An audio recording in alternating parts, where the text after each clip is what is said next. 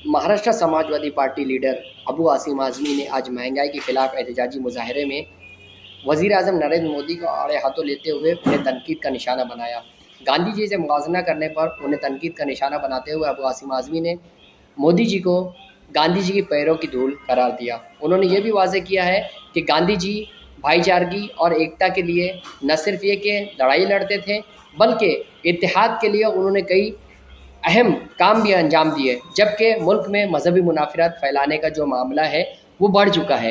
Kashmir files को लेकर अबू आसिम आज़मी ने वज़ीर आज़म नरेंद्र मोदी को तनकीद का निशाना बनाया और बढ़ती हुई महंगाई पर सरकार को घेरते हुए ये वाज़ेह किया है कि गरीब आवाम जो है उसका अब जीना मुश्किल हो गया है।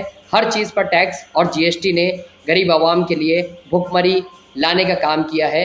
ऐसे में अबू आसिम आज़मी ने आज़ाद मैदान से दिए गए अपने खिताब में क्या फरमाया, देखिए जहां के इंसाफ की इस खास रिपोर्ट। धर्म को बीच में लाए वो सरकार बहुत निकम्मी होती है, और जो सरकार डेवलपमेंट को लाए वो सरकार अच्छी सरकार मानी जाती है। हम देख रहे हैं कि 2014 के बाद डेवलपमेंट की बात कुछ होती ही नहीं है। रोजाना सिर्फ और सिर्फ हिंदू मुस्लिम मंदिर मस्जिद की बात होती है। दोस्तों, ये आजाद मैदान है। आजाद मैदान की एक बहुत बड़ी हिस्ट्री है। 1857 की गदर में जब बलिया से मंगल पांडे ने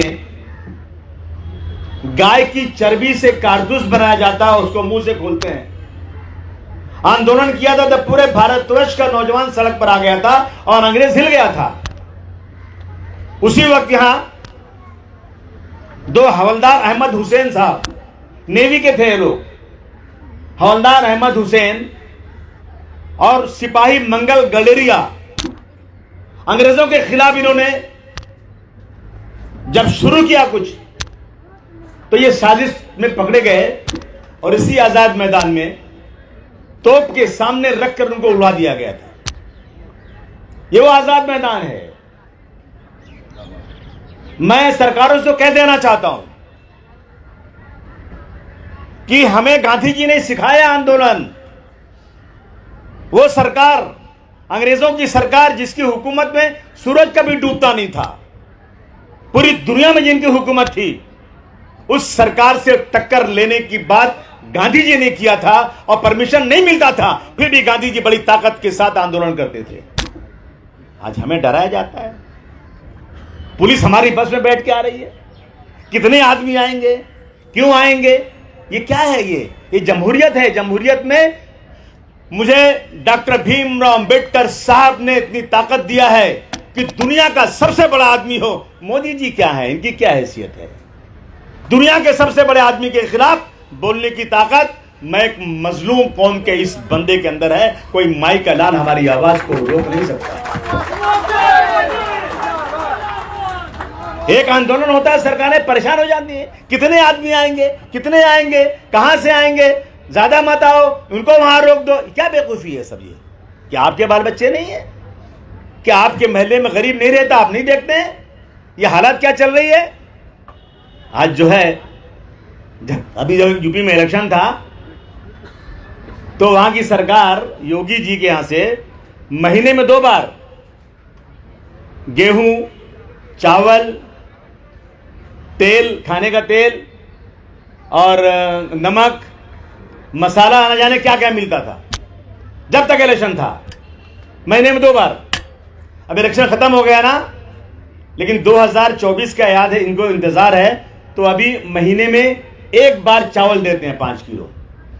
जो पहले डबल देते थे अब कम कर दिए। लेकिन महाराष्ट्र में इलेक्शन नहीं था।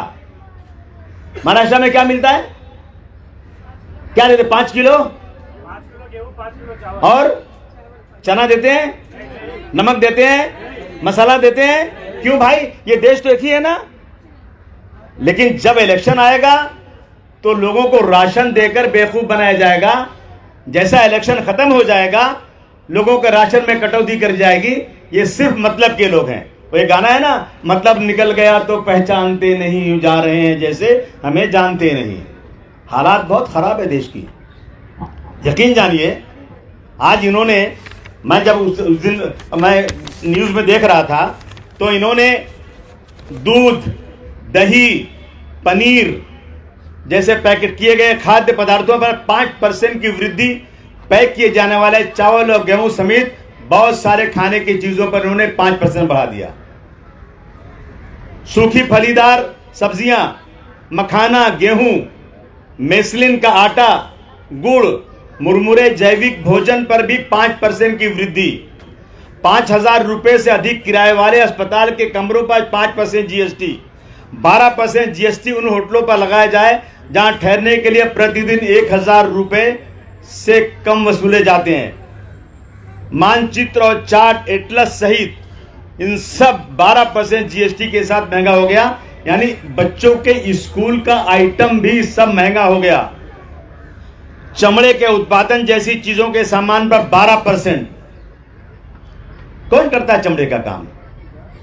कौन उत्पादन करता है? कौन सिलाई करता है? इन चीजों पर 12% इन्होंने कर दिया।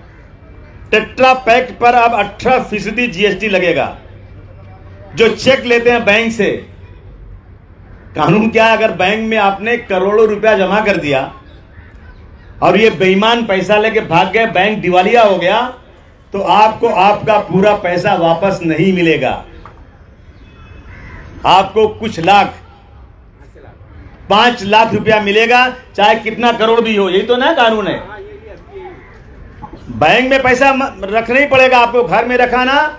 पैसा पकड़ा गया तो आप पे बहुत बड़ा मुकदमा लगेगा इनकम टैक्स का और ईडी का।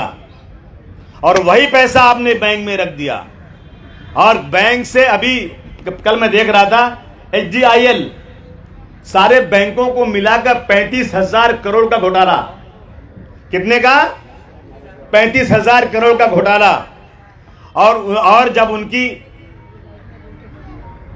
उनका इनकम टैक्स का पेपर आया, रिटर्न भरा उन्होंने, तो 27 करोड़ रुपया बीजेपी को चंदा दिया। देखिए आप। और 35,000 करोड़ गया और 2 सब अंदर गए, जेल में पड़े हुए। तो ये हालात हो जाए। घर में पैसा रखेंगे आप, पकड़े गए तो jail.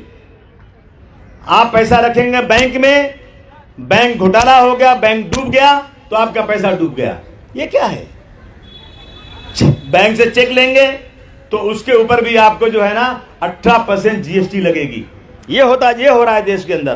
Printing rights, drawing ink, drawing instrument 18% GST लगेगा। एलईडी के लैंप पर 18% जीएसटी। इस तरह से स्कूल की किताबों पर भी जीएसटी। कॉमर्शियल और डोमेस्टिक एलपीजी गैस सिलेंडर पर के दाम भी बढ़ाए गए। कैसे लोग खाएंगे पिएंगे, कैसे जिंदा रहेंगे इस मुल्क के अंदर? मैं उस दिन, थोड़े दिन पहले की बात है, मैं पढ़ रहा था कि गांधी जी ने कहा कि मैं भारतवर्ष के उस राज्य में जाना चाहता हूं जो राज्य सबसे पिछड़ा है। लोगों ने कहा बिहार जाइए। सीतामढ़ी या कौन से डिस्ट्रिक्ट में वो गए? चंपारण। वो जा रहे थे गांधी जी, तो उन्होंने देखा एक तालाब के किनारे एक महिला अपनी साड़ी के आधे हिस्से को खोलकर धुल रही थी।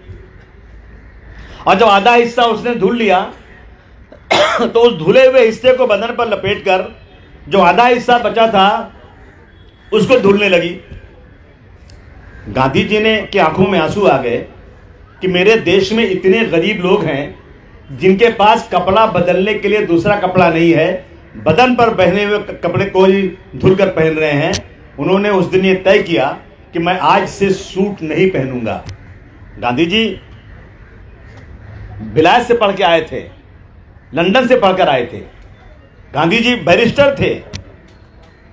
गांधी जी ने जब ये लड़ाई शुरू किया तब जब देखा कि गरीब के पास एक जोड़ा कपड़ा है, उसके पास कपड़ा बदलने के लिए भी कोई कपड़ा नहीं है, तो उन्होंने उसी दिन तय किया कि जब तक मैं इस देश में इन गरीबों के पास कम से कम 2 से 3 जोड़ा कपड़ा ना हो जाए, उस वक्त मैं अपने बदन पर पूरा कपड़ा नहीं पहनूंगा। हम जितनी तस्वीर गांधी जी की देखते हैं वो आधा कपड़ा बदन पे लपेटा हुआ देखते हैं। हम सूट वाली तस्वीर कोई नहीं देखते गांधी जी की। सारी जिंदगी गांधी जी ने आधा कपड़ा पहना और अंग्रेजों के खिलाफ बहुत बड़ी लड़ाई लड़ी। अब ये कहते हैं गांधी जी के गुजरात के रहने वाले हमारे प्रधानमंत्री ये रोजाना नया नया कपड़ा पहन रहे हैं और अपने सूट को बेचा तो 4 करोड़ में बेच दिया। ये कहां गांधी जी, कहां ये गांधी जी के पैरों के चप्पल के धूल के बराबर भी आप नहीं है जनाब। आपका मुकाबला गांधी जी से करना अपना बहुत बड़ा अपमान है, मेरे देश का अपमान है। गांधी जी ने हिंदू और मुसलमानों को मिलाने के लिए कितनी बड़ी लड़ाई लड़ी और इसीलिए गांधी जी की आज हत्या कर दी गई। और आपका काम, आपने कश्मीर फाइल एक फिल्म बनवाया। कश्मीर फाइल में दिखाया गया है कि पंडितों को वहां के मुसलमानों ने भगाया, उनकी हत्याएं हुई। लेकिन मेरे पास एक आरटीआई है जिस आरटीआई में लिखा है कि पिछले 30 सालों में 99 से जब से आतंकवाद वहां शुरू हुआ है उस वक्त से अब तक